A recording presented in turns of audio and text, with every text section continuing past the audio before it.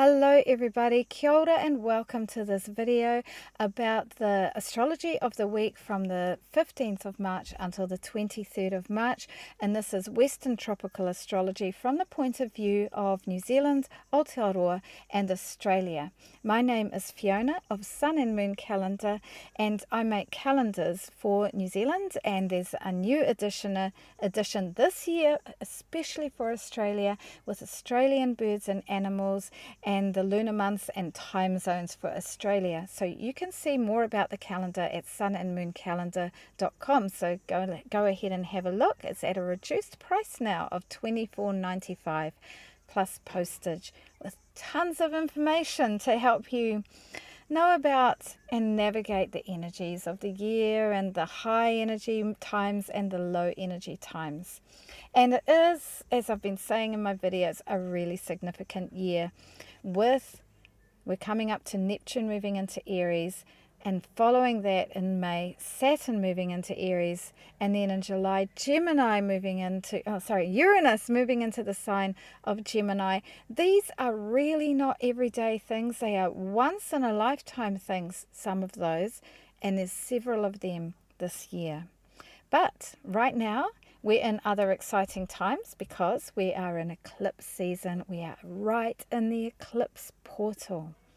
So we're in the 2 weeks between the lunar eclipse on Friday the 14th of March and then the solar eclipse on the 29th of March. So notice what happens around this time. If anything feels like it could even be an inkling of a change of direction, and especially where it feels kind of destined or fated, take note of that. The change might actually happen right now or be started right now, or there might be the clues to it, and change could come over the next 6 months. Okay, so I hope that you've been having a good week. We're living in very interesting times. Oh yes, we've also got Venus and Mercury, as of today, Mercury as well as Venus retrograde. So there's all this new stuff with the eclipses and with these big planets changing signs, and at the same time we're going back over things and reviewing. We've had Mars retrograde and that's finished, and lots is moving forward, but now Venus is retrograde, Mercury as well. So this whole first part of the year until mid-April, revising, redoing, learning about stuff that we missed the first time around, rethinking decisions that were made earlier, discovering information that perhaps was hidden or needs to come out. So there could be some hard stuff with that, and then there could be some lovely revelations as well. Please like, comment or subscribe if you like this video. So looking at the moon phase that we're in, we had the new moon in Pisces on Friday the 28th of February, and then on the 7th of March we had the first quarter moon. So that was the waxing phase, and the light was growing all through that 2 weeks until Friday the 14th. So I'm recording this on Saturday the 15th, Saturday morning. And yesterday we had the lunar eclipse, and that was the full moon in Virgo, a total blood moon lunar eclipse. I hope you had the chance to see it. It was visible in New Zealand just after moonrise or sunset, and in the eastern parts of Australia I think you would have got the last bit. Okay, we went out to see it. My parents have a good view of the east, who I'm staying with at the moment, and we went out roughly at moonrise, didn't see it, and we were looking at the cloud. It didn't look like a lot of cloud, and we thought the moon would shine through, and then finally it popped out already high in the sky, all orange, and already just past its totality. And I guess the reason we didn't see it shining through the cloud was because it was eclipsed and it was not bright like usual, so no wonder we couldn't see it. It didn't shine through. But anyway, I loved seeing that. Some people say you shouldn't go out under an eclipse. You shouldn't watch an eclipse. And I don't know where I stand on that. I do love to observe astronomical events like that. So I felt really pleased to watch it. And let's see what happens, because we are in the eclipse portal between this lunar eclipse that we've just had, and then in 2 weeks we've got the solar eclipse. As the light wanes, There was my picture for the lunar eclipse. We go to the last quarter moon, and then on Saturday the 29th of March, we have the new moon on Aries, which is a solar eclipse. And that is a solar eclipse is where the Earth is covering the sun. We won't see that in New Zealand. Okay, but that's the moon phase that we're in. Still in the lunar month of Pisces at the moment, just past the full moon where the sun and moon are opposite, with the sun in Pisces and the full moon in Virgo. Going to go through this week's aspects and transits day by day now. Okay, so we had the full moon lunar eclipse last night, and then today, Saturday, the 15th of March, Mercury turns retrograde. And it's very interesting that Mercury is turning retrograde right on that point where we're going to have the solar eclipse in 2 weeks. So you can see that there at the top of the list there, Mercury retrograde at 9 degrees 35 minutes of Aries, and the new moon solar eclipse takes place at 9 degrees of Aries. So that point is really getting activated, and if you have any planets or points around there, whether it's your sun, your moon, your rising, your ascendant, your Venus, your Jupiter, your Pluto, whatever it is. No, it won't be Pluto. Nobody alive has got Pluto in Aries. I'm being silly there. Whatever planet or point you've got there, North Node, South Node, that point is really getting activated also because that was a point roughly actually 10 degrees of Aries where Venus turned retrograde last week. Okay, or a couple of weeks ago. All right, so on Tuesday, we've got the Sun conjunct the North Node. That is the mean North Node or the average North Node, the true node. It's around about now. Just take it as read that we have got the Sun shining up the path of our collective soul's destiny. So at the moment, the North Node, and that is the eclipse point, whenever there's a new moon or a full moon near to those nodes, that is when we have an eclipse. And the sun is shining that up now, making us think about how we want to create and lead and express our soul's destiny. So the North Node is about where our soul wants to go. Wherever it is in your birth chart, that is a pathway that your soul wants you to follow. It's your destiny. And wherever the South Node is, that is where you might want to be leaving some things behind, stuff that you've done already in past lives, you're familiar with it, or tribal ancestral memory. It's all your past. You're familiar with it and you're confident in that area, and it's time to be exploring your North Node, which is unfamiliar and new and exciting. Important to step out of your comfort zone. But at the moment, the North Node for everyone is in the sign of Pisces, and so we are being asked to move towards Piscean matters, music, art, creativity, spirituality, water, thinking about water, and especially with Saturn nearby, how we structure things with water and our spirituality. Okay, avoiding escapism and confusion. Of course, we are going to be having some of that with all the Pisces energy, but we do want to move to that. And unconditional love and acceptance is another part of Pisces, compassion and healing.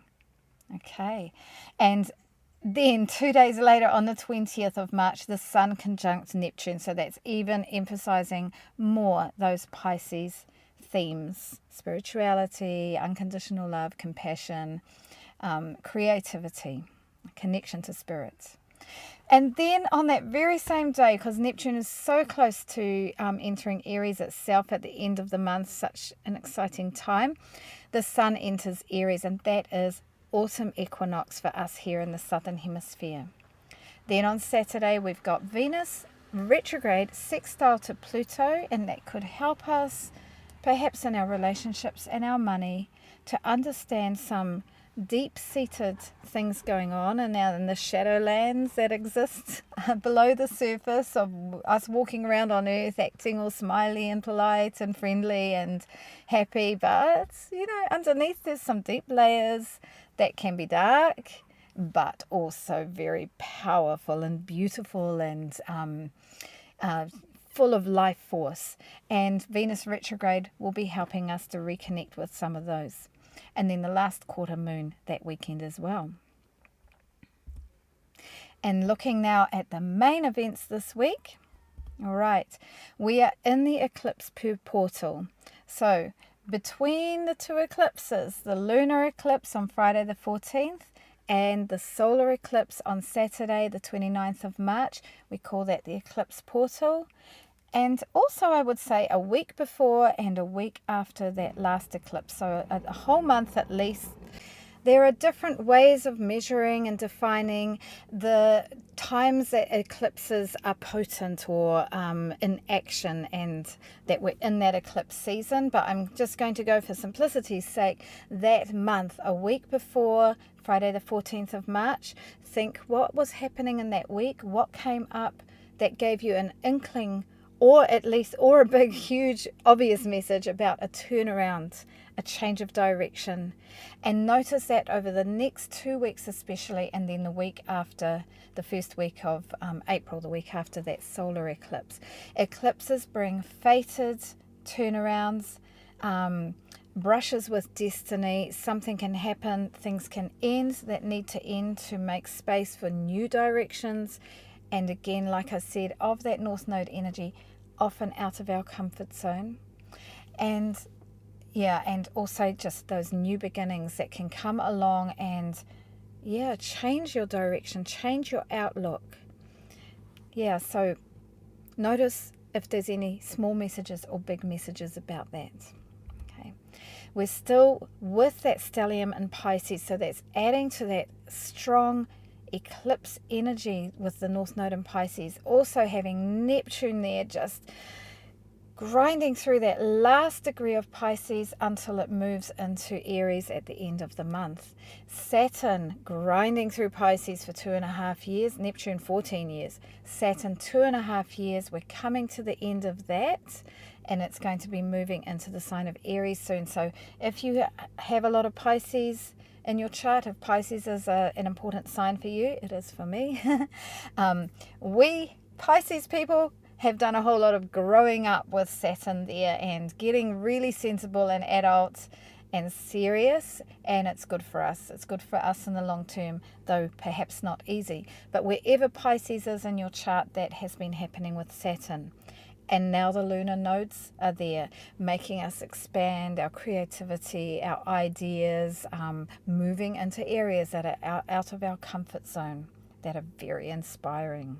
Okay, Venus is not there now, Mercury's not there now, but as of today, Mercury starts going backwards and it's going to go back into Pisces, and Venus is as well. The Sun is there, not for long obviously, another few days. And we had that new moon in Pisces, so we've still got all that big Pisces energy happening for us now, okay? And then talking about Venus retrograde. So Venus went retrograde on the 2nd of March, and then on the 23rd of March, so just outside, now what's the day, 23rd of March? Oh, I think that is the Sunday, so that is covered by this video.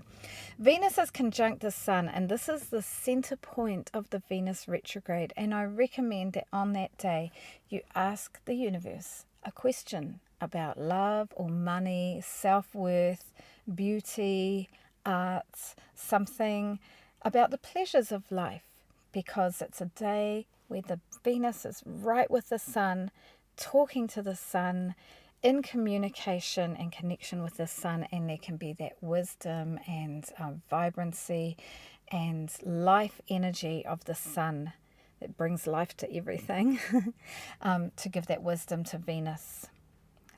Okay, and then Venus will move back into Pisces the following week.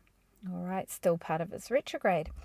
And just to remind you, while we're in Venus retrograde, we are reviewing our one-to-one relationships, how we enjoy the other person that sits across the table from us, that we work with, that we are in an intimate relationship with, or we're connecting with in any way with a one-to-one partnership.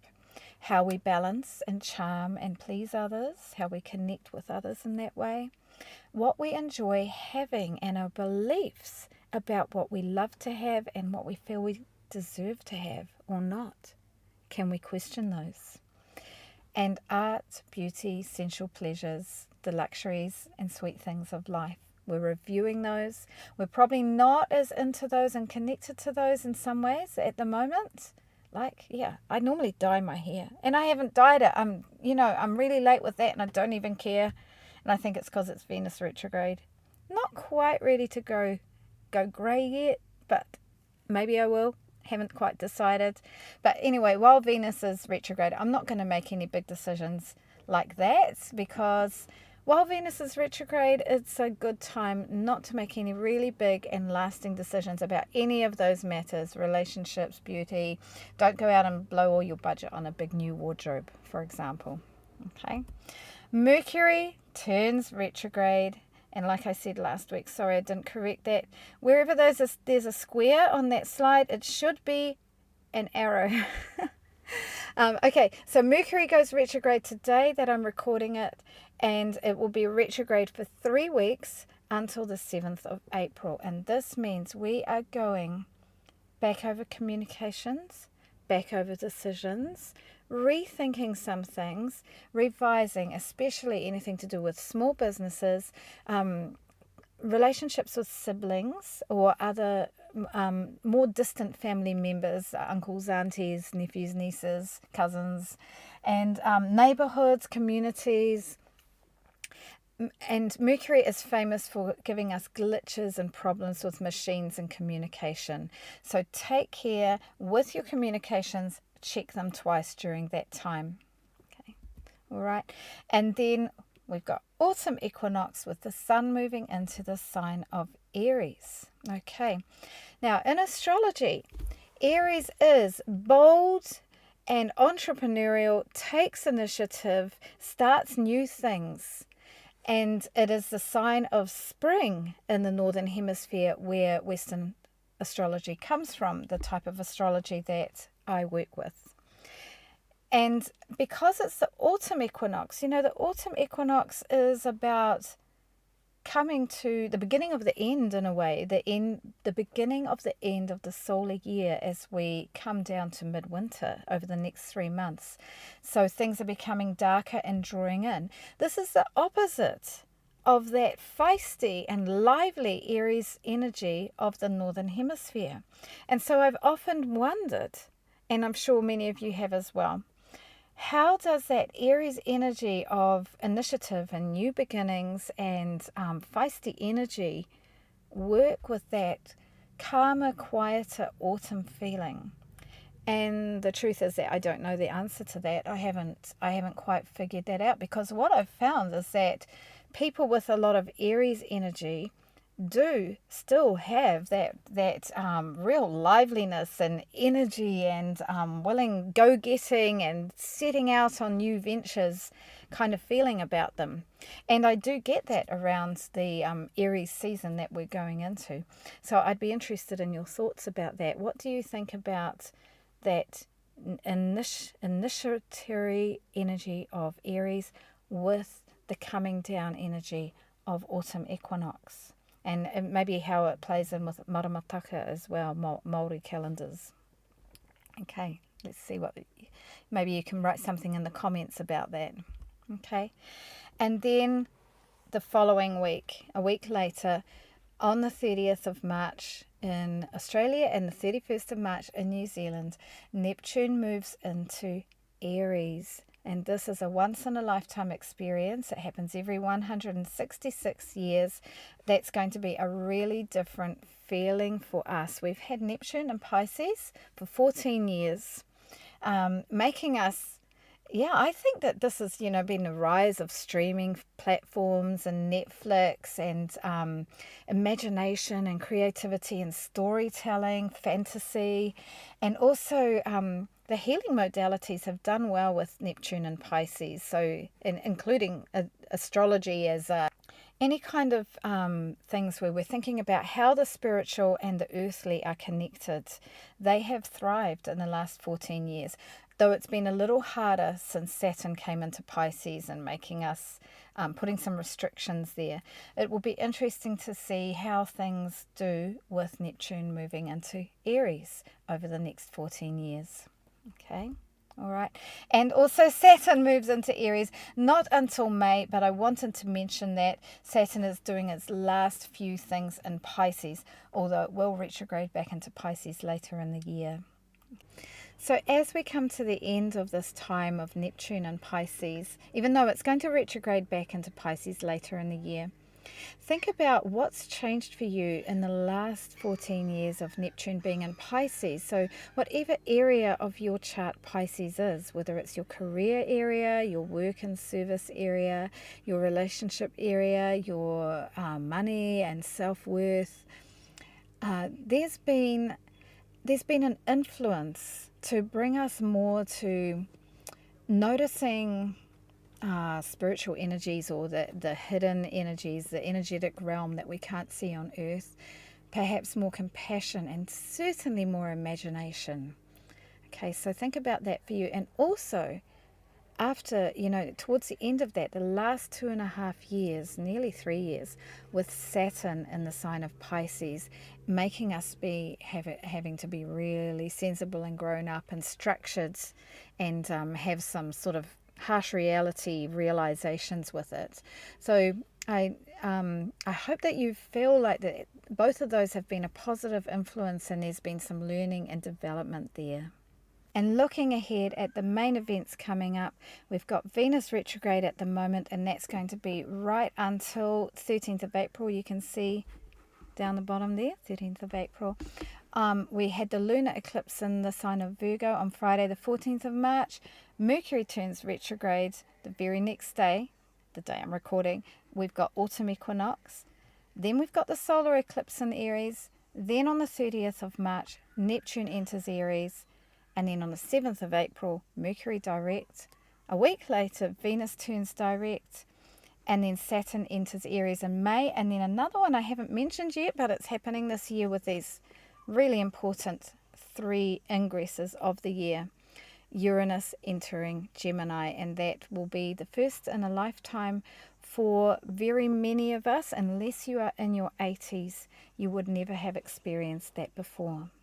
Yeah, so as I've said, it is a really big year with those 3 ingresses, Saturn, Neptune, and Uranus moving into new signs. So that's all from me, everyone. Thank you for watching this video. If you liked it, please like, comment, or subscribe. And if you'd like to buy a calendar, go ahead to sunandmooncalendar.nz or .com to order a calendar. And there still are like 9 months of the year left to make the most of the calendar. Okay, so go well, look after yourself, and remember that it is the right time to be going back over things. So if you're feeling frustrated about being held up with things, or things being revised and reviewed, it's okay. It's all going to be fine in the end. Okay, bye for now.